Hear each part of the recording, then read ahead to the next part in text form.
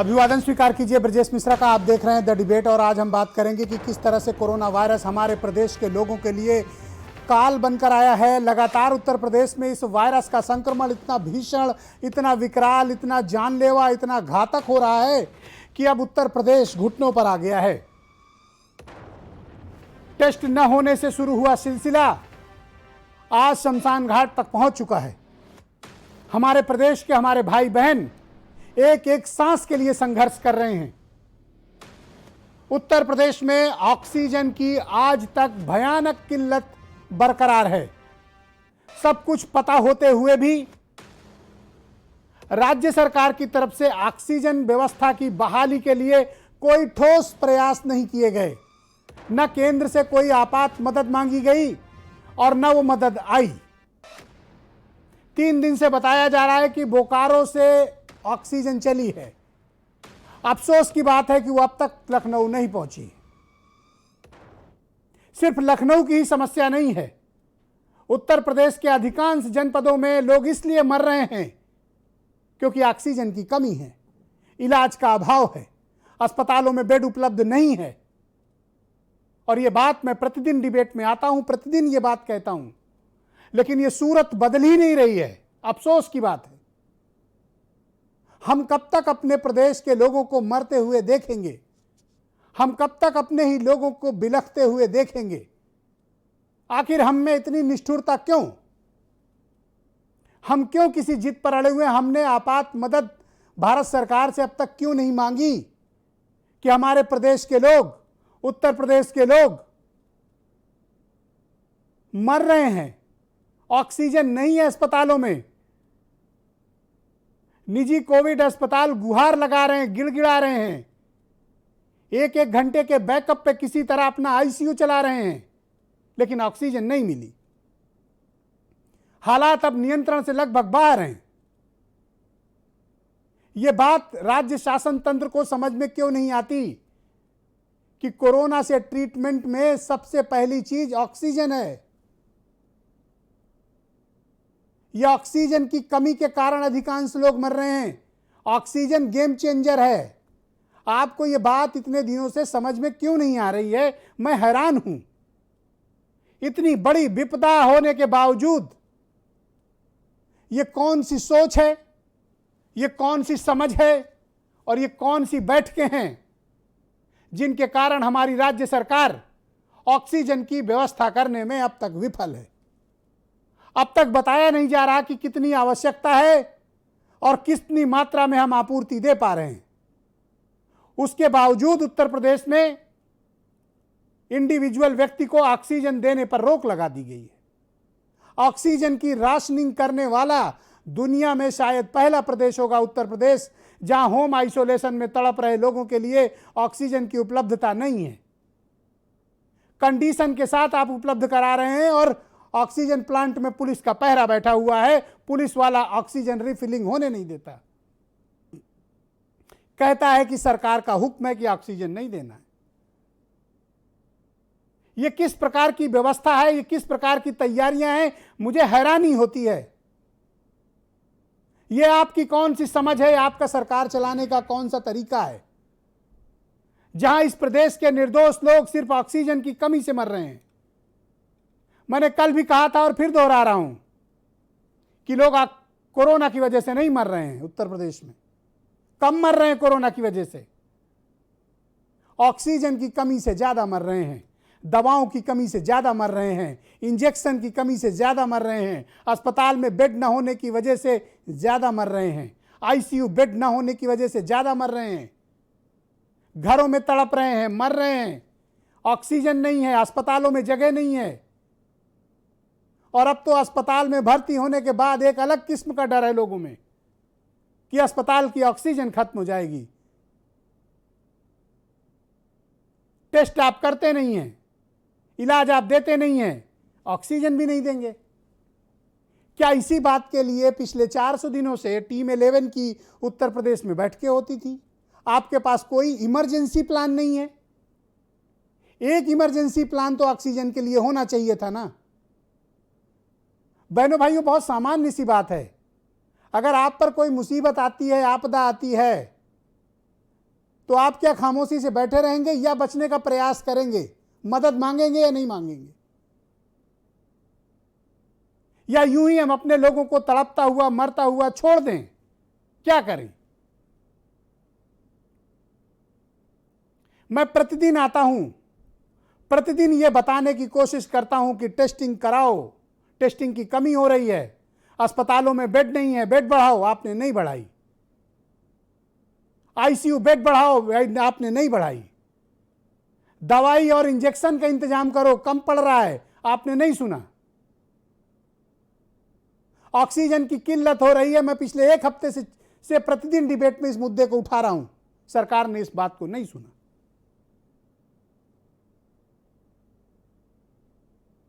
मेरा मकसद इस तरह के डिबेट को आयोजित करने का किसी की आलोचना नहीं है, बल्कि इस प्रदेश के 23 करोड़ लोगों के जीवन की और उनके स्वास्थ्य की रक्षा करने का उद्देश्य है मेरा।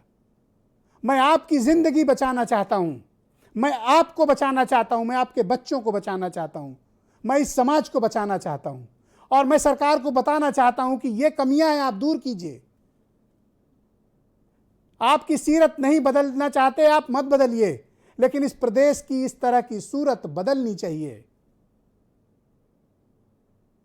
हम इस प्रकार से अपने लोगों को मरते हुए नहीं देख सकते हैं। मन द्रवित होता है, दुखी होता है, बेचैन है, पीड़ा से भरा हुआ है। लखनऊ कानपुर के शमशान घाट पटे पड़े हैं, 1-1 किलोमीटर लंबाई तक लाशें जल रही हैं, आपको फर्क नहीं पड़ता। रात रात भर लोगों को नींद नहीं आ रही है। 1 अदद ऑक्सीजन सिलेंडर के लिए लोगों को गिड़गिड़ाते मैंने देखा है, लेकिन आपका दिल नहीं पसीजता। यह डिबेट सरकार की आलोचना के लिए नहीं होती है, यह डिबेट हमारे 23 करोड़ भाई बहनों के स्वास्थ्य की रक्षा के लिए होती है। हम सरकार की आंख खोलना चाहते हैं, हम आपकी मदद करना चाहते हैं, आपको बताना चाहते हैं कि ये कमियां हैं, इनको दूर करिए। आपने कहा 4000 आईसीयू बेड लखनऊ में देंगे, आज तक नहीं दिया आपने। आपने कहा कि 5000 बेड लगाई जाएंगे, आपने नहीं दिया। केजीएमयू में 4500 बेड देने की बात थी, नहीं दी गई। रक्षा मंत्रालय की तरफ से कहा गया था कि हम यहां पर बेड्स बनवाएंगे, आईसीयू लग बनवाएंगे, अब तक नहीं बना है। कानपुर में यही हालात हैं, वाराणसी में यही हालात हैं, प्रयागराज, गाजीपुर, गोरखपुर, झांसी, गाजियाबाद, नोएडा, बहराइच, श्रावस्ती, कौशाम्बी, किन किन जिलों को मैं गिनाऊं? स्वास्थ्य कर्मी परेशान है, ना तो उनके पास मास्क है प्रॉपर, न पीपीई किट है। हजारों की तादाद में वो संक्रमित हो रहे हैं, उनका जीवन भी मुश्किल में डाल दिया है आपने। 1 अदद ऑक्सीजन, एक सांस की लड़ाई उत्तर प्रदेश में चल रही है, और हम खामोशी से बैठे हुए हैं। हम राजनीतिक आलोचनाओं पर ज्यादा ध्यान दे रहे हैं, हम बैठ के प्रतिदिन कर रहे हैं, लेकिन नतीजा कुछ नहीं निकल रहा। बहनों भाइयों, अपनों को खोने का गम और पीड़ा वही समझ सकता है जो इससे भुगता है, इसको महसूस किया है कि आप चाह के भी अपने लोगों की मदद ना कर पा रहे हो। एक समाज के रूप में मैंने लोगों को देखा एक दूसरे की मदद करते हुए इस विपत्ति के काल में, लेकिन ऐसी निष्ठुरता भी मैंने शासन तंत्र की नहीं देखी जो इस वक्त विद्यमान है।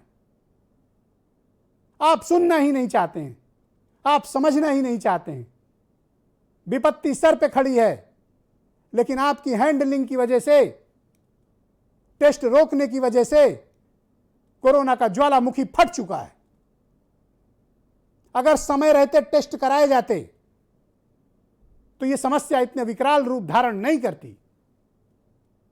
टेस्ट को रोका गया, संक्रमण फैलता गया, संक्रमण फैलता गया, पूरे समाज में फैल गया, और अब लोगों को मौत की तरफ धकेल रहा है। कुछ आंकड़े दुरुस्त करके आपने समाज को खतरे में डाल दिया। जलती हुई चिताएं, धधकते हुए शमशान घाट इस बात की गवाही दे रहे हैं, कब्रिस्तान गवाही दे रहे हैं कि क्या चल रहा है उत्तर प्रदेश के भीतर। विपक्ष भले ही बहनों भाइयों आपकी आवाज न उठाए, विपक्ष भले ही खामोश बैठा रहे, लेकिन हमें और आपको, हमारे 23 करोड़ भाई बहनों को उनके जन स्वास्थ्य रक्षा की जिम्मेदारी हम सब की है। हमें सरकार को चेताते रहना है, बताते रहना है कि यहां ये कमी है, यहां ये कमी है, इसको ठीक करो। और आपको ठीक करना पड़ेगा, आप चुने ही इसीलिए गए हैं, वरना कोई कारण नहीं था कि लखनऊ के, बनारस के, कानपुर के, प्रयागराज के अस्पतालों में ऑक्सीजन की कमी। कोई सोच सकता है कि 21वीं सदी में हम दवा इलाज के अभाव में नहीं, ऑक्सीजन के अभाव में मरे हैं। इतिहास में यह बात लिखी जाएगी। ऑक्सीजन है कि हमारा पीछा नहीं छोड़ रहा है। यह स्थिति बेहद चिंताजनक है, बेहद डरावनी है, खौफनाक है, मन में डर उत्पन्न करती है। लोग परेशान हैं। इस राज्य तंत्र में ना तो विधायक किसी की मदद करने की स्थिति में है, न सांसद किसी की मदद कर पा रहा है, न उत्तर प्रदेश सरकार के मंत्री किसी की मदद कर पा रहे हैं, न अधिकारी किसी की मदद कर पा रहे हैं। तो कौन किसकी मदद करेगा? इस हालात में हमने प्रदेश को पहुंचा दिया। मैं चाहता हूं कि आप कुछ बयान सुने, फिर आज मैंने तमाम एक्सपर्ट्स के पैनल बुलाए हैं। हम इस समस्या के बारे में उनसे विचार करेंगे, उनके सुझाव लेंगे और फिर कोशिश करेंगे कि सीरत बदले न बदले उनकी, प्रदेश की सूरत तो बदलो।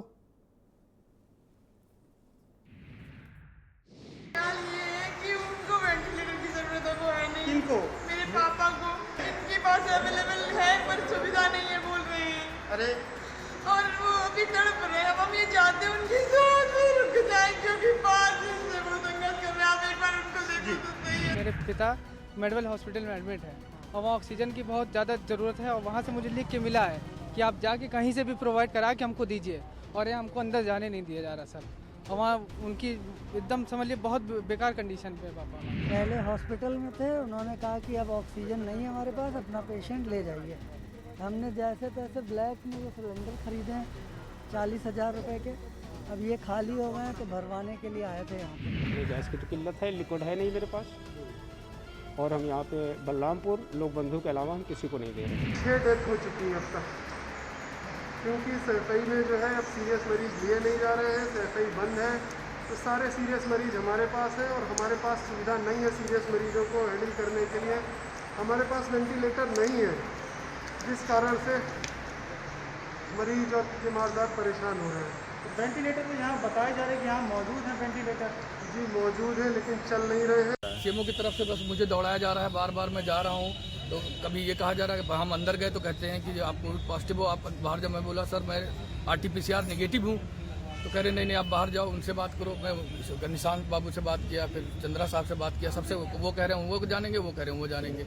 और वहाँ SDM साहब से भी मैंने बात किया तो उन्होंने बोला कि आप सीएमओ साहब से लिखा के लीजिए, मैं परमिशन करवा देता हूँ आपकी। मैं 70 सिलेंडर खुद का खरीदा हुआ, मैं कहता हूँ मेरा अपना सिलेंडर 50 सिलेंडर देते, 20 सिलेंडर सरकार को चाहिए मैं ले ले हमसे, लेकिन हमारा 50 सिलेंडर जो मैं खरीदा हूँ 70 सिलेंडर कहाँ है सिलेंडर? वो वहीं ऑलरेडी वहाँ गैस प्लांट में है।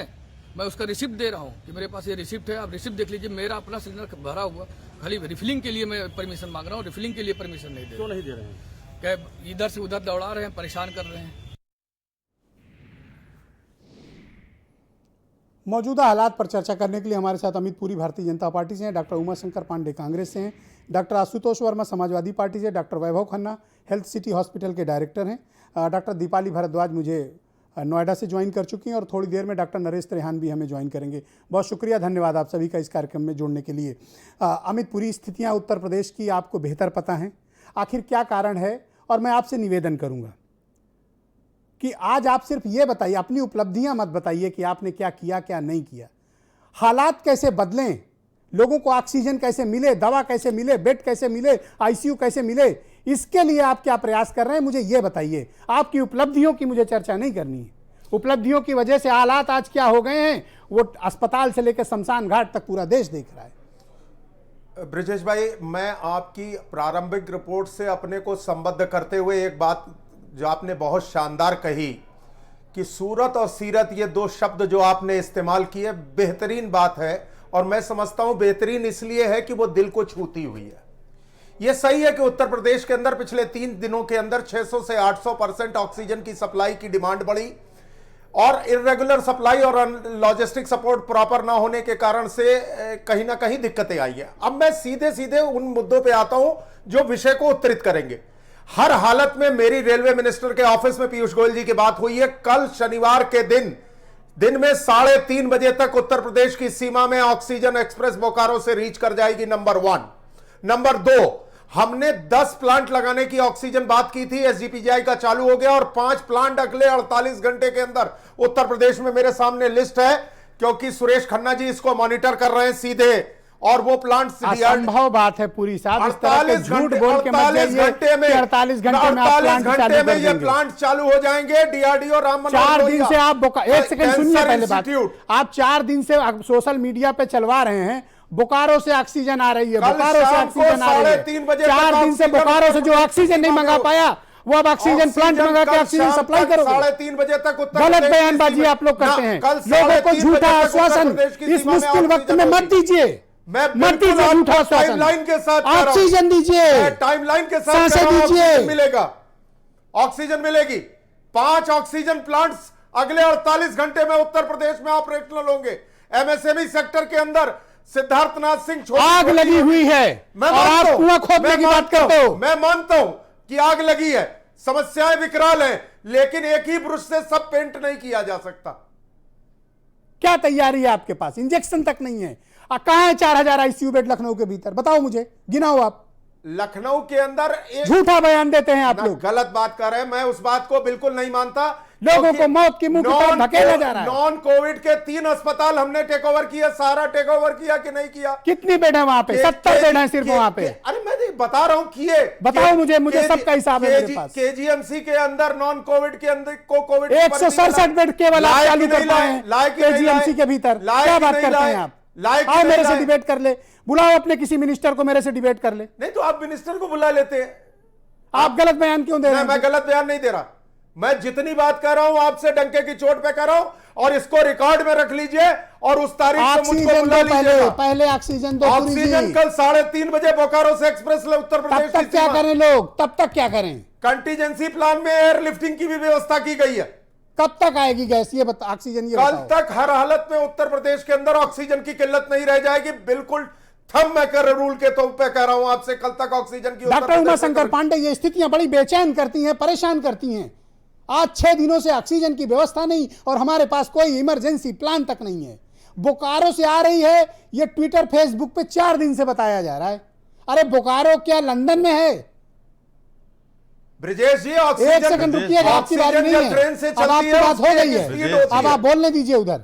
ब्रजेश जी, रोते हुए चेहरों को, आंखों के सूख चुके हुए आंसुओं को, फटते हुए कलेजों के देखने के बाद भी अगर इनकी संवेदना नहीं जग रही है तो इनको भगवान ही माफ कर दे, जनता तो नहीं माफ करेगी। देश को बातूनी लोग चाहिए थे, वो मिल गए, लेकिन आज देश को यह समझ लेना चाहिए कि बातूनी व्यक्ति सिर्फ बात कर सकता है, लोगों की जान नहीं बचा सकता। फेफड़े ऑक्सीजन मांग रहे हैं और भाजपा भाषण पिला रही है। ये जो हो रहा है, मुझे लगता है इतिहास जब इस बात को लिखेगा तो इन लोगों को विलेन, खलनायक की साइड में रखेगा। अच्छा, आपने तो एमबीबीएस की पढ़ाई की है, कभी सोचा है कि ऑक्सीजन की कमी से अस्पतालों में लोग मरेंगे? दवा की बात तो दूर की है। मैं एक छोटा सा उदाहरण देता हूं। आईसीयू में तड़प तड़प कर मरते मैंने लोगों के वीडियो देखे हैं, मेरा कलेजा कांपता है जब मैं चर्चा कर देखता हूं तो। ब्रजेश जी, मैं एक बहुत छोटा सा उदाहरण देना चाहता हूं कि ये क्या कर सकते थे। जम्मू कश्मीर में जब फ्लड आया था तो हमने कार्गो से रातों रात ऑर्डर देके पानी मंगवा लिया था, वहां पानी का शॉर्टेज था। क्या यह सरकार कार्गो लगाकर उड़ीसा से उत्तर प्रदेश के हर जगह पर, आर्मी है, एयरफोर्स है, कार्गो लगाते, रातों रात पहुंच सकता था यहां पर ऑक्सीजन, लेकिन सरकार का बिल पावर नहीं था। पूरी की पढ़ाई की है, आप समझिए, आज भी उन्होंने वेस्ट बंगाल की अपनी रैली तो बंद कर दी, लेकिन वर्चुअल भाषण देने आ गए, क्योंकि सिर्फ बात करने वाला प्रधानमंत्री चाहिए था और वो बात कर रहा है। ऑक्सीजन क्या हालात है उत्तर प्रदेश के? पांडे जी आप बताओ मुझे। देख लीजिए, मैं आपको बताऊं कि इन्होंने एक तानाशाही बयान सिलेंडर नहीं पा सकते हो, आदेश जारी किया।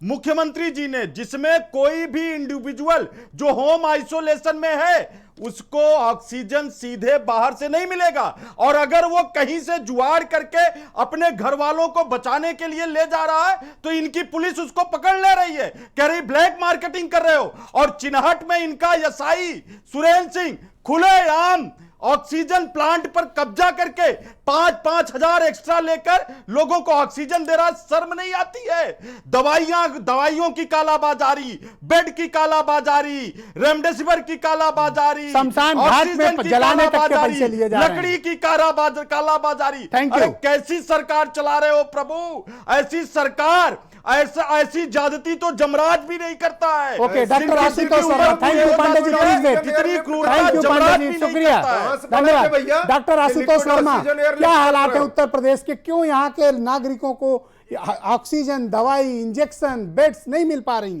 कारण क्या है? नहीं ब्रिजेश जी, कारण तो हमको लगता है हम सबको पता हुआ है और अमित पुरी जी को भी पता हुआ है। ये जो बड़े बड़े आश्वासन दे गए हैं, ये क्या आज दे रहे हैं? आज हम ऑक्सीजन लेके क्या करेंगे? पिछले आप जाकर होली के समय कुछ नहीं था और 3 हफ्ते में लखनऊ शमशान बन गया है। कोरोना आज नहीं आया है, कोरोना आज ना आपके मुख्यमंत्री को आज हुआ है। ये पिछले 2 सालों से हिंदुस्तान नहीं, देश की जनता देख रही थी। आप पंचायत चुनाव कर रहे थे, शर्म आ रही थी आपको? आप पंचायत के चुनाव के लिए गलत कमेंट्री प्लीज। पुरी जी, अनुशासन। ओके, नहीं, अनुशासन कोड इस तरह डिबेट नहीं यही बात बजा रहे थे कि चुनाव क्यों करा रहे थे? देखिए, आपके बीच में कोई नहीं बोला था। ब्रजेश जी, आप बोलिए। आर्टिकल 21 हिंदुस्तान का आर्टिकल 21 में लिखा है right to life and personal liberty. कौन होता है? स्टेट गवर्नमेंट जिम्मेदार होती है। अभी हिंदुस्तान में और लखनऊ में तो देखा है, लखनऊ के 100 किलोमीटर दूर में जाइएगा, अभी क्या भयावह स्थिति होने वाली है आप सोच भी नहीं सकते हैं। ओके, शुक्रिया जी। आप सोच ही नहीं पाए थे। धन्यवाद। डॉक्टर कोरोना को मजाक ज्वाइन समझा कर चुके हैं। थैंक यू आशुतोष जी, शुक्रिया। नेक्स्ट राउंड में आपके पास आता हूं। डॉक्टर वैभव खन्ना, 8 दिन से हम लोग उसी विषय पर डिबेट कर रहे हैं। हमने ये उम्मीद की थी, हर बार ये डिबेट इस उम्मीद से मैं करता हूं कि मेरे प्रदेश के 23 करोड़ भाई बहनों के जन स्वास्थ्य की रक्षा हो, लेकिन आज भी हालात डॉक्टर साहब वैसे ही हैं। स्थितियां दिनों दिन बिगड़ती जा रही हैं और अब तो ऑक्सीजन भी नसीब नहीं है, उस पर भी राशनिंग हो गई है। हम क्या करें? आप तो एक्सपर्ट हैं, आप बताइए हमें क्या करना चाहिए। देखिए, पहले डिबेट में भी ब्रजेश जी हमने कहा था आपकी मेहनत से कुछ चीज़ें बढ़ी, लेकिन वही चीखें आ रही हैं।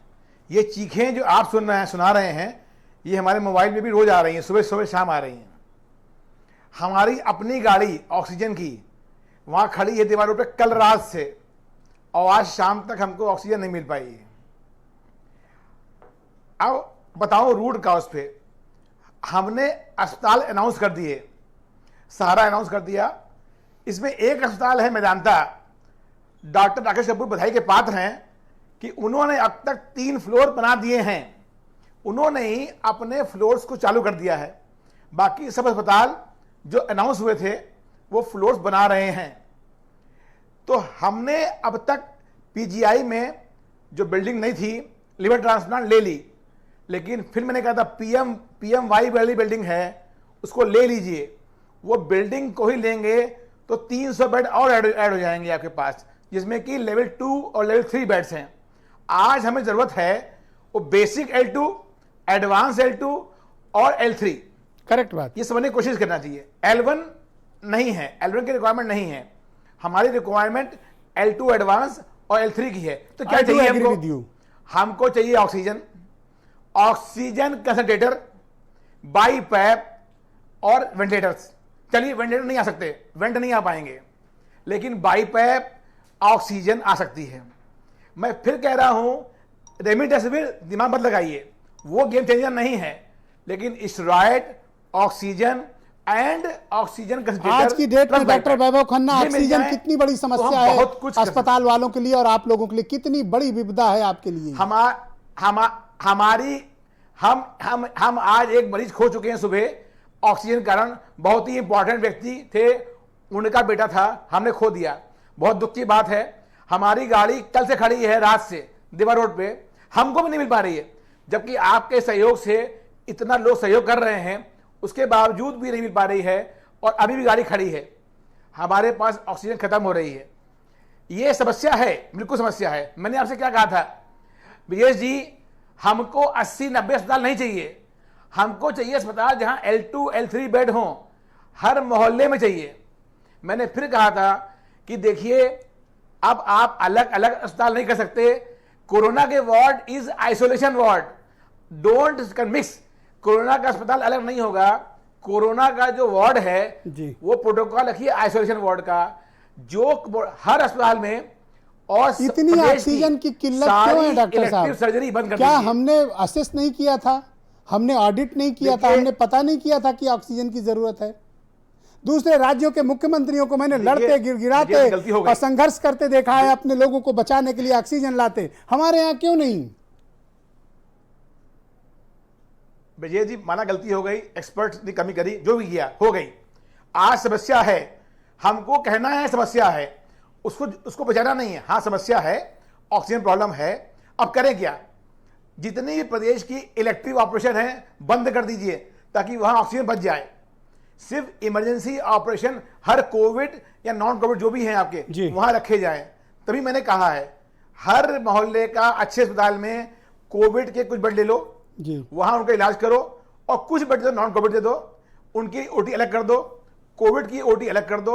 जो भी इमरजेंसी ऑपरेशन है, चाहे कोविड के हों चाहे नॉन कोविड हों, उन्हें कीजिए। अब वो गया कि मिक्स हो रहा है, लोग मिक्स हो रहे हैं, कोरोना फैल चुका है, हम सब कोरोना से एक्सपोज हैं, हमें अपने प्रोटोकॉल बदलने पड़ेंगे। प्रोटोकॉल बदलिए, प्रोटोकॉल से मत रखिए 1 साल पहले के protocol. Thank you sir. Next round में आपके बाकी बातों को मैं शामिल करता हूं। डॉक्टर दीपाली भारद्वाज मुझे ज्वाइन कर चुकी हैं। डॉक्टर दीपाली, बहुत शुक्रिया आपका। हालात बहुत ख़राब होते जा रहे हैं। आज नोएडा से भी हमें आज भी और कल भी बड़ी खौफनाक खबरें मिली कि आधे घंटे और 1 घंटे के ऑक्सीजन बैकअप पे चल रहे हैं। मैं जानना चाहता हूँ कि हमारे डॉक्टर लोग, हमारे हॉस्पिटल के लोग इलाज पे कम, ऑक्सीजन लेवल कम हो रहा है, ऑक्सीजन की उपलब्धता नहीं है, इस पर ज़्यादा परेशान है। ये कितनी बड़ी समस्या है और हमारी ये नाकामी क्यों?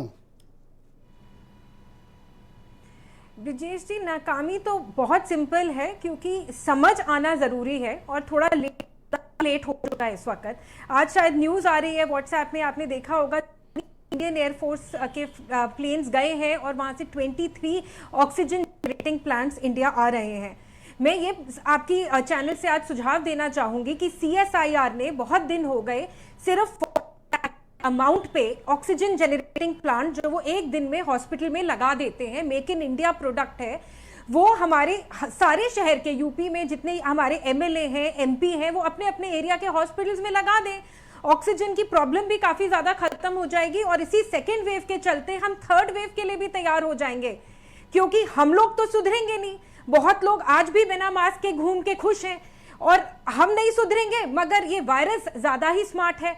वायरस और म्यूटेट हो जाएगा, वायरस के नए रूप आएंगे, शायद कल को ये रेमडेसिविर भी उस पर काम ना करे, तो हमारी थर्ड वेव भी जरूर आएगी। ऑलरेडी जो आप कह रही हैं वो हो चुका है। ये लॉकडाउन इंडिया में जो यूरोपियन यूनियन के प्रिंसिपल मेडिकल एडवाइजर हैं इंडिया में, उन्होंने बताया है कि वेस्ट बंगाल में ट्रिपल म्यूटेंट की जानकारी उनको मिली है, नया वेरिएंट मिला है और ये डबल म्यूटेंट से कहीं ज़्यादा खतरनाक है और ये चिंता का विषय है। और ये RT-PCR पकड़ नहीं पा रहा, सिम्टम्स इसके अलग हैं, इसमें डायरिया होता है, दिमाग से कुछ चीज़ें, याददाश्त भूल जाता है आदमी, फीवर होता है, तमाम चीज़ें उन्होंने लिखी हैं कि आपको ईचिंग भी होने लगेगी, थोड़ी ब्लीडिंग भी होगी आपको, तमाम अलग तरह के सिम्टम्स उन्होंने बताए हैं जो बड़े खतरनाक हैं।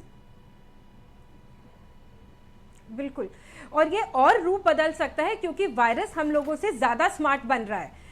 इस वक्त हम लोगों को जो करना चाहिए, जो सरकारी प्राइवेट स्कूल्स भी हैं जिन पे आइसोलेशन सेंटर बनाया जा सकता है, जैसे डॉक्टर साहब ने बड़े अच्छे से समझाया कि आइसोलेशन की ज़रूरत होती है।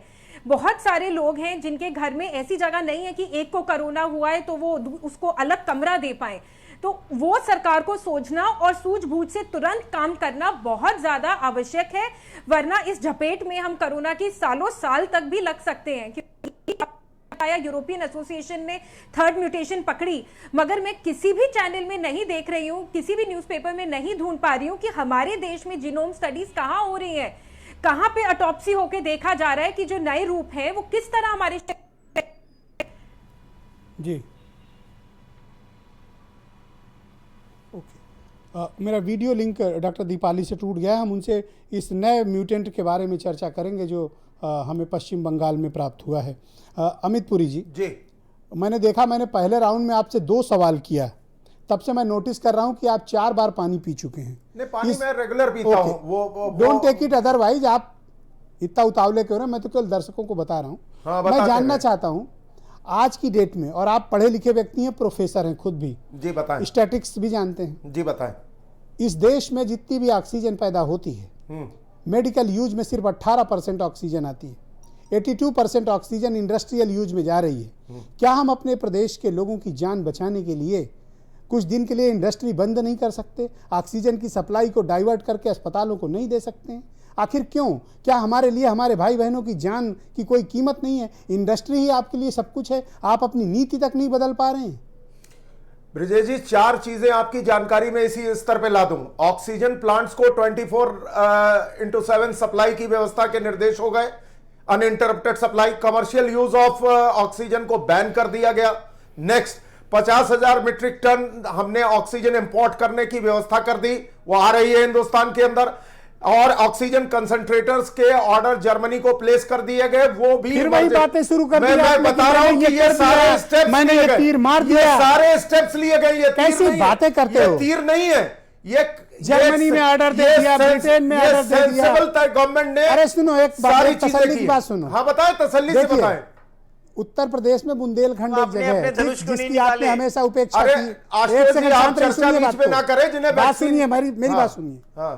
रिमझिम इस्पात सरिया के योगेश अग्रवाल जी हैं, बहुत भले आदमी, दोस्त आदमी हैं। उन्होंने अपनी फैक्ट्री बंद कर दी, डॉक्टर वैभव खन्ना, और प्रतिदिन वो इस समय 1500 सिलेंडर फ्री में भर रहे हैं। इंडस्ट्रियल गैस ऑक्सीजन को उन्होंने मेडिकल ऑक्सीजन में तब्दील किया, फ्री में भर के लोगों को दे रहे हैं। इस तरह के काम इफ्को फैक्ट्री से आप नहीं करा सकते, बाकी इस्पात कंपनियों से आप नहीं करा सकते। क्या आप गाजियाबाद में 25 फैक्ट्रियां हैं जिन्हें मैं जानता हूं ये काम कर सकते हैं, आप नहीं करा पा रहे हैं। लखनऊ में ऐसी 7 कंपनियां हैं, करा सकती हैं फैक्ट्रियां, आप नहीं करा रहे हो। सोनभद्र में ऐसी 4 फैक्ट्रियां हैं, आप नहीं करा रहे हो। बनारस में ऐसी 2 फैक्ट्रियां, आप नहीं करा रहे हो। गोरखपुर में ऐसी 4 फैक्ट्रियां, आप नहीं करा रहे हो।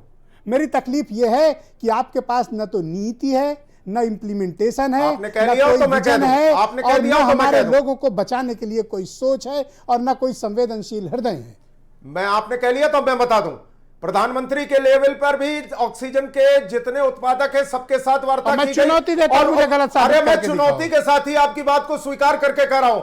उत्तर प्रदेश के medical education minister Suresh Khanna ji और एमएसएमई के मिनिस्टर सिद्धार्थनाथ सिंह, 2 लोगों को इसी काम के लिए लगाया गया है कि एमएसएमई की यूनिट से सारी की सारी कमर्शियल सप्लाई रोक करके उसे मेडिकल ऑक्सीजन में कन्वर्ट किया जाए। अरे गंगाराम हॉस्पिटल के अंदर लोगों ने कह दिया था 30 आदमी मर गए, आज डॉक्टर राणा ने बताया कि वो फेक न्यूज थी। काम बताइए, ये व्हाट्सएप इंडस्ट्री की न्यूज हमको ना बताई जाए। उत्तेजित मत होइए। मैं उत्तेजित नहीं, मैं भी तथ्य बता रहा हूं। आदेश है कमर्शियल यूज देने का न देने का, इसको मोड़ के अपनी पॉकेट में डाल लो। अरे वो कहां डाले, वो अलग विषय। हमने सारे लाइसेंसेस 31 दिसंबर 2021 तक उससे रिन्यू कर दिए। सरकार की आलोचना हो, लेकिन जो एक्शन लिए गए वो भी जानकारी में आना चाहिए। उस आदेश को मोड़ो और अपने पास अपनी पॉकेट में डाल लो। जनता को और मर रहे लोगों को ऑक्सीजन केवल दे दो, अनाज दो या न दो, दवा दो या ना दो, ऑक्सीजन दे दो। ऑक्सीजन निश्चित रूप से कल शाम के बाद उत्तर प्रदेश में कोई कठिनाई नहीं रहेगी। तब तक कितने लोग मर जाएंगे? तब तक कितने लोग मर जाएंगे? शंकर जी आप तो बता रहे हैं आपसे पूछ रहा हूं, लिक्विड ऑक्सीजन को एयरलिफ्ट कराएंगे। लिक्विड ऑक्सीजन एयरलिफ्ट होती है, कितने लोग मरेंगे? लिक्विड ऑक्सीजन एयरलिफ्ट होती है, कितनी लाशें ये देश लिक्विड ऑक्सीजन एयरलिफ्ट होती है। कितनी लाशें ये देश और देखेगा? आप मेडिकल साइंस के स्टूडेंट हैं, हमको बता दीजिए लिक्विड ऑक्सीजन एयरलिफ्ट होती है क्या? लिक्विड ऑक्सीजन एयरलिफ्ट की जाती है। कंपेनर बने हुए थे क्या बताते हैं? कितनी महामूर्खता है ये। ऑक्सीजन की अपने लोगों को मरने के लिए छोड़ दिया, कंपेनर बन गए। योगी और मोदी जी बंगाल में बोकारो से चलिए कितनी देर में ऑक्सीजन, आपको मालूम है? सुनिए, ऑक्सीजन डेटा कलेक्ट करिए। देख रहे हैं अमित पुरी लिक्विड जी, ऑक्सीजन आप एयरलिफ्ट करा आपने लोगे? क्यों क्या ऑक्सीजन बात करते हो कार्गो से मजाक नहीं की? आ सकती क्या? क्या मजाक ऑक्सीजन- पॉलिटिक्स अरे कर रहे हो? सुनिए, पॉलिटिक्स कर रहे हो ऑक्सीजन आप बैठ दिखा करके। रहे हो ना, आप टीवी पे दिखा रहे हो ना कि कार्गो में ऑक्सीजन के टैंकर लादे जा रहे हैं। जी। ये काम पहले नहीं हो सकता था क्या? कार्गो मतलब जानते हैं, एयरफोर्स का जहाज का मतलब जानते हैं। मालूम है एयरफोर्स उसमें लिक्विड आप ऑक्सीजन मैनेजमेंट कर रहे हो ना, नहीं होती। आप दिखा रहे हो ना, लिक्विड ऑक्सीजन ये काम एयरलिफ्ट पहले नहीं करोगे। हो सकता था। अरे लिक्विड ये काम ऑक्सीजन पहले एयरलिफ्ट नहीं हो सकता करोगे? था। डॉक्टर ये- वैभव खन्ना बैठे हैं, पूछो। अरे सुनिए, आप लिक्विड बताइए, ऑक्सीजन एयरलिफ्ट ये होती है। कार्गो के माध्यम से, क्या कार्गो के तमाशे की बात माध्यम कर रही है से कांग्रेस? ऑक्सीजन टैंकर पहले नहीं आ सकते थे क्या? पॉलिटिक्स मत आज करो। तो आप मीडिया के माध्यम से पॉलिटिक्स मत मैनेजमेंट करो। कर रहे हो, ये पहले नहीं कर सकते थे क्या? पहले फार्मास्यूटिकल इंडस्ट्रीज से बात नहीं कर सकते थे क्या? सारे लोगों से सारे डिस्कशन ऑक्सीजन हुए। सप्लायर ये और एकदम से जो अपसर्ज हुआ है, प्रोडक्शन के लोगों 600 से बात से नहीं कर सकते थे क्या? 800%। जब ऑक्सीजन दिल्ली की हाई डिमांड बढ़ी है, होल्डिंग बढ़ी है, कोर्ट का उसके कारण गन्ना इमरजेंसी पड़ा, ले। तब जाके बात करनी शुरू की। जब हाई कोर्ट एक सेकंड उमाशंकर शांत हो जाओ, उमाशंकर। डंडा मारा उमाशंकर, है, डंडा नहीं एक पड़ा। सेकंड, जाके उमाशंकर शांत हो जाओ। पॉलिटिक्स अमित पुरी के लिए एक सवाल है। अरे सुनो, एक शर्म सेकंड नहीं आती इस ओके, समय? क्यों नहीं एक सवाल पता? मेरा है, एक क्यों सेकंड नहीं एयर लड़ो फोर्स मत, लगाया गया? एक सेकंड उमाशंकर। ऑक्सीजन सप्लाई अरे के उमाशंकर लिए। शांत हो जाओ, हाई कोर्ट एक के सेकंड। डंडे के अमित बाद पुरी प्रधानमंत्री एक सकते हैं। शांत हो जाओ, सुन तो लो। राहुल गांधी और अरे एक जरूरी सवाल है, राहुल उमाशंकर गांधी की आवाज बंद और की जाए, अलग- उमाशंकर की आवाज बंद की जाए। अमित पुरी जी, मेरा एक आपसे सवाल है और बड़ा मौजूद स्ट्रेटेजिक क्वेश्चन है। लखनऊ आगरा एक्सप्रेसवे बनी हुई है जी, इस पर एक 2.5 किलोमीटर की बेहतरीन एयर स्ट्रिप बनी हुई है, बिल्कुल। जिस पे एयरफोर्स के भारी से भारी जहाज भी उतर सकते हैं। ठीक बनी है ना? जी बिल्कुल सही जब है। मध्य प्रदेश और दिल्ली एयरलिफ्ट करके ऑक्सीजन मंगवा रहा है तो हमारे पास तो इंफ्रास्ट्रक्चर रेडी है ना, बिल्कुल है। मंगवाओ और यहीं उतरवा लो। उन्नाव में उतरेगी, लखनऊ से 30 किलोमीटर दूर मंगवा लेंगे। बताओ उमाशंकर, मैंने गलत बात कही? एक बिल्कुल आपने एक सही छोटी कहा। सी चीज मैं भी आपसे कह दूं, बिल्कुल सही आपने कहा। और लिक्विड एक और ऑक्सीजन मैं एयरलिफ्ट शांत, नहीं शांत, होती। शांत, बोलने दो। मैं लिक्विड एक बात और ऑक्सीजन केवल एक एयरलिफ्ट बात नहीं जोड़ दूं होती। अमित। जो सी मंगा सकते हो मंगा दो, केवल लिक्विड एक ऑक्सीजन बात चलो जो मंगा सकते हो मंगा दो। जिले में एयर इम्प्लीमेबल होती है। इमरजेंसी ये तो बड़े पढ़े लिखे काफी डॉक्टर हैं उमाशंकर, जनपद में ये है। लिक्विड ऑक्सीजन को एयरलिफ्ट करा अच्छा, देंगे। कौन जो सी आ सक, जो मध्य प्रदेश मंगा रहा है वही ऑक्सीजन मंगा बिल्कुल लो। निश्चित उत्तर दिल्ली भी प्रदेश की एयरलिफ्ट सारी करके मंगा रही है, संभावनाओं आप भी की मंगा तरफ लो। जाएगा। दिल्ली को भी सप्लाई दी जा रही है। लखनऊ आगरा एक्सप्रेसवे पे 2.5 किलोमीटर की एयर स्ट्रिप रेडी है, बिल्कुल लैंड है। कराओ, है। कराओ, लैंड जी, कराओ। हर जनपद में एयर स्ट्रिप है। ओके, हर ऑल राइट, जनपद में एयर स्ट्रिप है जहां पे थैंक लैंडिंग यू। हो सकती ओके, है। डॉक्टर आशुतोष वर्मा, क्या हम आकस्मिक तौर पर कोई प्लान नहीं बना सकते कि हम अपने 23 करोड़ भाई बहनों को कम से कम जो बीमार पड़ रहे हैं उनमें ऑक्सीजन उपलब्ध करा पाए? हमारे पास कोई इमरजेंसी प्लान, हमारे मतलब गवर्नमेंट के पास क्यों नहीं है? ब्रिजेश जी, सारा सरकारी अमला सब कुछ इनके पास में, और मैं अब आलोचना करने में विश्वास नहीं रखता क्योंकि समय निकल चुका है। आप तो आगरा एक्सप्रेसवे की बात कर रहा हूं, लखनऊ के अंदर आज भी कैंसर हॉस्पिटल 1000 बेड का बना हुआ है, इसका ताला तक नहीं खोला। आप उसको खोल दीजिए। इस बीमारी में 94.6% लोग L1 और L2 वाले हैं। जिनको उनकी सुविधा नहीं मिलती है वो LT3 वाले पहुंच जाते हैं। आपके पास यहाँ इकाना स्टेडियम है, केडी सिंह बाबू स्टेडियम है, इंदिरा गांधी प्रतिष्ठान है, तब भी आपने व्यवस्था नहीं करी। 2 दिन पहले राजनाथ सिंह ने कहा DRDO को लगाएंगे, आज भी स्थिति वहीं की वहीं है। आप दूरदर्शिता क्यों नहीं दिखा रहे हैं? आप क्वारंटाइन नहीं हो सकते हैं। आप क्वारंटाइन हो जाए बता दीजिए। समाजवादी सरकारों ने बहुत कुछ कर रखा है, आप ताला खुलवाइए, लोगों के लिए खड़े होइए। आप इन्हीं के द्वारा चुने गए हैं, आप किसी और प्रदेश के लिए नहीं बने हैं। और हमसे मदद मांगते हम चाहिए, हम हर जगह खड़े हैं, लेकिन ईगो क्यों आप लेके आ रहे हो? आपने महामारी नहीं दी है, मैं मानता हूं, लेकिन व्यवस्था को सुधारने की कोशिश तो कीजिए। जिस तरीके से बड़े बड़े लोग एडवाइस कर रहे हैं आप सुन ही नहीं रहे हो। अरे जहां 2000 केसेस आ रहे हैं उस एरिया को क्यों नहीं लॉकडाउन कर रहे हो? रोक दो उसको। आपके पार्षद लोग, आपके लोग क्यों नहीं उसको वहां पे सप्लाई दे रहे हैं? डॉक्टर आशुतोष वर्मा, छोटी सी आपको चीज़ बता रहा समझने हूं, की कोशिश नहीं 59 कर रहे हैं। आवर्स का लॉकडाउन उत्तर प्रदेश में इन्फोर्स आज रात 8 बजे से हो रहा है। और आप जो बड़ी नैतिक बातें कर रहे थे, इस देश के वैज्ञानिकों ने 2 वैक्सीन बनाई। आपके मुख्यमंत्री ने कहा ये योगी की वैक्सीन हम नहीं लगवाएंगे। इस तरह की अकलमंद बातें आपके अखिलेश यादव करते हैं। कौन सी अकलमंदी है जरा हमको बता दीजिए। संडे लॉकडाउन रहेगा, कोविड शील्ड को अखिलेश यादव ने मोदी और योगी की वैक्सीन बताया, कोवैक्सीन अरे बीजेपी की वैक्सीन की व्यवस्था तो कर नहीं पा रहे, वैक्सीन पे पहुंच गए। आप समझ नहीं पाओगे की बात करते हो, सत्ता के मद में इसीलिए अरे पागल हो रखे सत्ता हो। का नशा अभी तक आपसे नहीं कोई बात नहीं, सत्ता के थैंक यू, यही शुक्रिया पागलपन है। डॉक्टर वैभव खन्ना, धन्यवाद धन्यवाद। सबकी आवाज रोकी आज जाए, भी समाजवादी डॉक्टर वैभव पार्टी खन्ना का को लाया विरोध जाए कर रहे स्क्रीन पे। हो। धन्यवाद डॉक्टर वैभव खन्ना। ये केस इतनी तेजी से क्यों बढ़ रहे हैं, आपका आकलन क्या है? क्या हमने टेस्ट करने में लापरवाही बरती? अगर समय रहते टेस्ट कर लिए होते तो आज हालात ये तो नहीं होते। क्या टेस्ट में देरी इसका कारण है कि ये कोरोना का ज्वालामुखी का विस्फोट हुआ? मैं आपकी बात कहने से पहले कुछ और कहना चाहूंगा। प्लीज। अमित भाई ठीक कह रहे हैं, सुरेश खन्ना जी दिन रात लगे हुए हैं, उन्होंने बेड भी बढ़ाए हैं, लेकिन उसको भी ग्राउंड में आने में टाइम लग रहा है, इवन ऑक्सीजन आने में। आ जाएगी कल परसों में आएगी। जहां तक डॉक्टर वर्मा ने कहा हमें L1 नहीं चाहिए, L1 नहीं चाहिए, हमको L2 L3 बेड चाहिए। सबका घर अब L1 हो गया है, सबको जानकारी है। हमें प्रतिष्ठान नहीं चाहिए, जो बने हुए अस्पताल है पहले उनको चला लो, उनको ठीक चला लो, उनके बेड ले लो। प्रदेश की सारी सर्जरीज जो इलेक्टिव हैं बंद कर दो। ये तो एक बात हो गई। अब बात आई इसकी, मुझे अब लग रहा है कि हमारे बहुत से जानने वाले लोग हैं जो मास्क लगाए हुए हैं, उसके बावजूद भी कोरोना हो रहा है। इसका मतलब क्या हो गया कि क्या हमारी स्ट्रेटजी में जो मास्क है जो लगा रहे हैं हम, क्या वो मास्क कारगर है? क्योंकि बहुत से लोग जो घर में बंद थे, जो मास्क लगाए हुए थे, डिस्टेंसिंग में थे, वो सब कोरोना से भी हो रहे हैं। डॉक्टर साहब, मेरे एक दोस्त हैं, वो पिछले एक महीने से अपने घर से नहीं निकले और उनको कोरोना हो गया। वो हैरान है कि उन्हें कैसे हो गया। यस, ये मैं कह रहा हूं आपसे कि अब क्या करना है। धूप, sunlight is the best vaccine.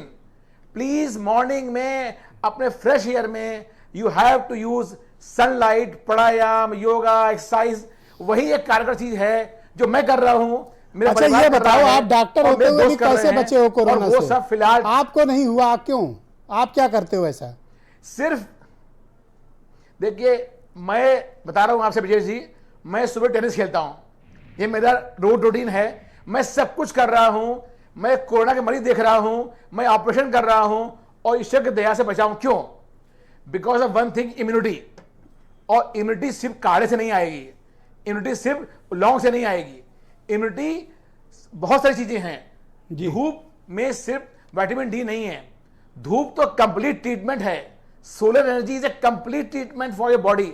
Please use in the morning में उसको यूज कीजिए और फ्रेश एयर में मास्क हटा के। सर, अब मेरे प्रश्न का, मूल प्रश्न का जवाब दीजिए सर। कूदिए, जो करिए। नए केसेस क्यों बढ़े सर?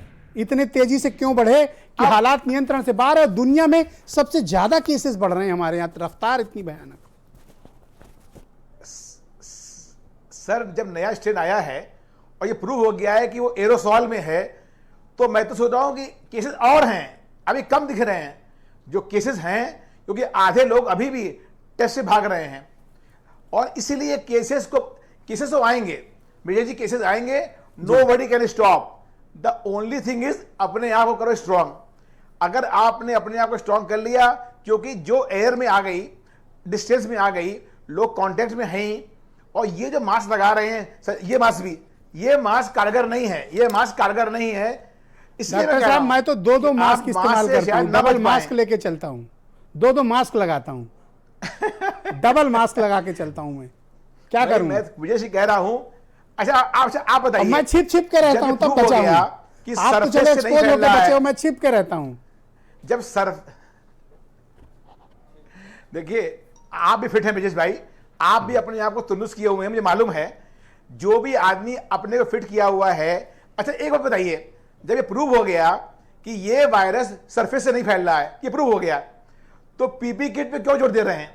पीपी किट से ज्यादा इंपॉर्टेंट क्या है? N95 मास्क, करेक्ट, और फेस शील्ड। मैं कहता हूं सर, अब N99 मास्क पे चलिए, अगर N95 को हटाते हैं। हाँ, देखिए अब विजय जी, फिर मैं कह रहा हूं, अगर आप खुले में हैं, फ्रेश एयर में हैं, तो अकेले हैं, तो मास्क मत यूज कीजिए, तब फ्रेश एयर लीजिए। Fresh air is a laminar flow for your nose. हाँ, अगर आप ग्रुप में हैं, एसी कमरे में है, मीटिंग में है, तो जरूर तो मास्क जरूर पहनिए। डॉक्टर दीपाली, मेरे दो सवाल हैं आपसे। एक तो ये कि ये कोरोना के विंडो केस अचानक से हिंदुस्तान में क्यों तेजी से बढ़े? उत्तर प्रदेश में हालात इतने कैसे खराब हुए? क्या हमने टेस्टिंग के काम में ढिलाई बरती? टीकाकरण के काम में हमने ढिलाई बरती? उसके कारण ये है स्थितियां हमारे समक्ष आई। ब्रिजेश जी, अभी जो केसेस बढ़े हैं, जैसे डॉक्टर साहब ने भी कहा, अभी तो बहुत और बढ़ेंगे और हमें अंदाजा नहीं है कितने और बढ़ेंगे। तो अब जो गलतियां हुई उसकी जगह जो हम आगे कर सकते हैं, सबसे ज़रूरी चीज़ है मास्क। डॉक्टर साहब ने कहा धूप और अपनी इम्यूनिटी बढ़ाएं। हर इंसान किसी भी तबके का हो अपने घर में रोज़ाना स्टीम ले सकता है। अपनी नाक और अपनी मुंह से स्टीम ले तो उससे उसकी जो नली है वो खुलेगी। जिनके घर पे छोटे बच्चे हो, स्पेशली पूरा फैमिली एक साथ होके एक्सरसाइजेस करे, फेफड़ों की एक्सरसाइजेस करे, फेफड़ों को स्ट्रांग बनाए।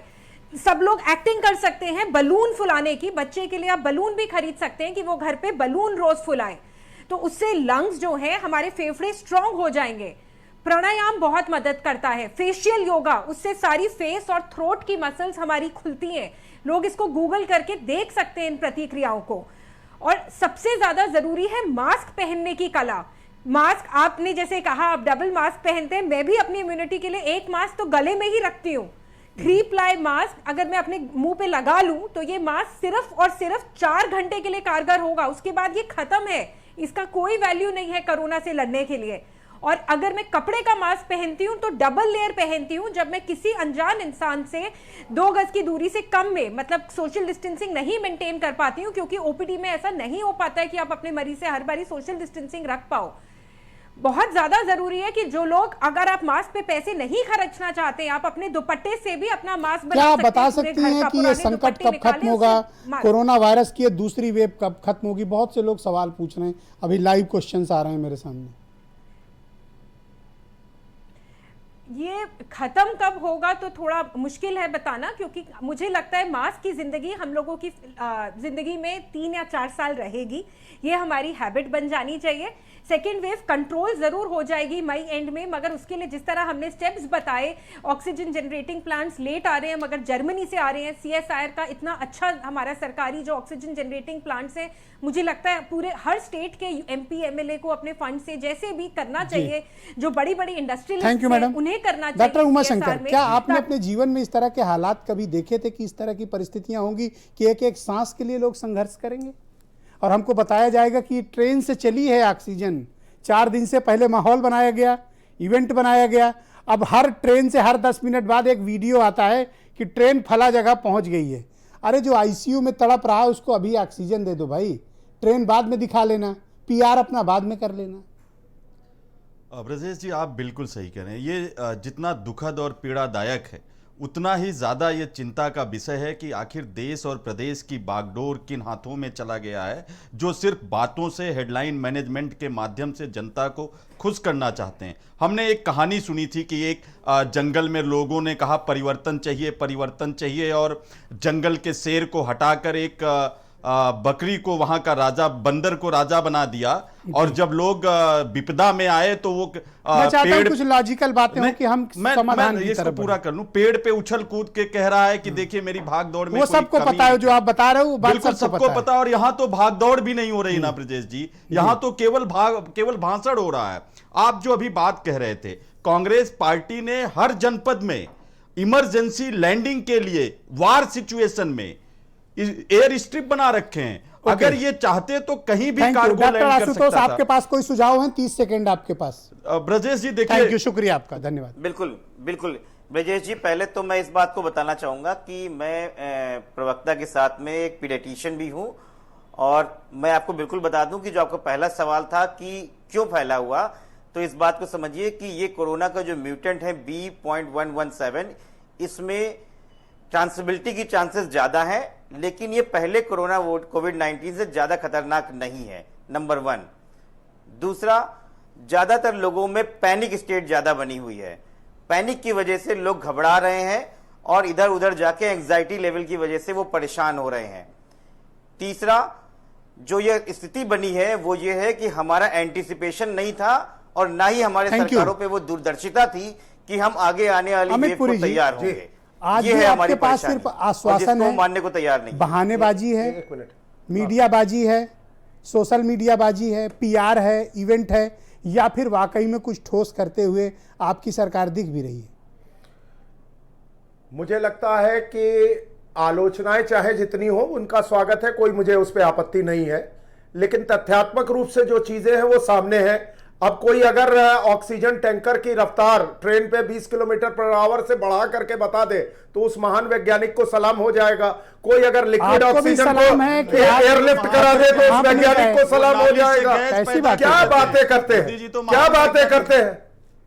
राजीव गांधी फाउंडेशन क्या कर रहा था? अरे वो खाली यूपीए 1 यूपीए 2 की सरकार में सब कुछ सारे चैरिटेबल काम कर रहा आप ऐसे पहले नहीं चैरिटेबल काम अब सिखाए जैसे आप जा रहे हैं। पहले ऐसे नहीं किया। क्या बताते हैं कांग्रेस के लोगों के पास केवल राजनीति के सिवा हर अवसर में राजनीति, हर अवसर में राजनीति, सारे दिल्ली के हर अवसर में राजनीति। धन्यवाद, मोदी की बैशिंग करो, बीजेपी की पंचिंग करो। सूरज बनाया, बहुत बहुत नदी शुक्रिया। नाले बनाए। डॉक्टर नरेश त्रेहान को भी जुड़ना था, लेकिन उनको कुछ इमरजेंसी आ गई है, उनको अपने हॉस्पिटल की तरफ अचानक जाना पड़ा। मैं उम्मीद करता हूं कि सब ठीक होगा, कोई ऐसी ठीक ही होंगे सब कोई चीज़ें। बहुत शुक्रिया आपका, धन्यवाद। लेकिन जाते जाते एक सलाह है, अपना ध्यान रखिए, कोशिश करिए घर पे रहिए। बाहर स्थितियां बहुत ख़राब हैं, ऑक्सीजन तक उपलब्ध नहीं है, इलाज की बात तो बहुत दूर की है। अगर आपको किसी भी तरह के सिम्टम्स हों तो आप जांच रिपोर्ट आने का वेट मत करिए, अपना कोरोना का ट्रीटमेंट शुरू कर दीजिए। अपने फैमिली डॉक्टर से या सलाहकार डॉक्टरों से मिलकर अपना इलाज पर ध्यान दीजिए। जितना जल्दी आप इसको नियंत्रण कर लेंगे, जितनी जल्दी रोकथाम के उपाय कर लेंगे, इलाज शुरू कर देंगे, ये वायरस से आप उतनी जल्दी निजात पा सकते हैं। इसमें जितने तेज़ी से आप काम करेंगे उतनी तेज़ी से आप ठीक भी होंगे। बहुत बहुत शुक्रिया, अपना ध्यान रखें। नमस्कार।